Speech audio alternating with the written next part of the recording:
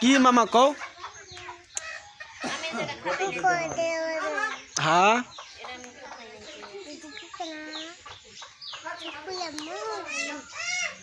হ্যাঁ কও মামা হ্যাঁ শোনো বাজান শোনো তুমি আমার তোমার যেন কি ওই হ্যাঁ আমি তোমাকে কি যেন কমু বাজান বাজান বাজান একটা চুমা দোসন এই যে হেনে হেনে গালে দেন আগে আরেকটা দাও হ্যাঁ চাই থাকো দর্শক ভাইরা ভালো আছেন আশা করি লাইক শেয়ার করবেন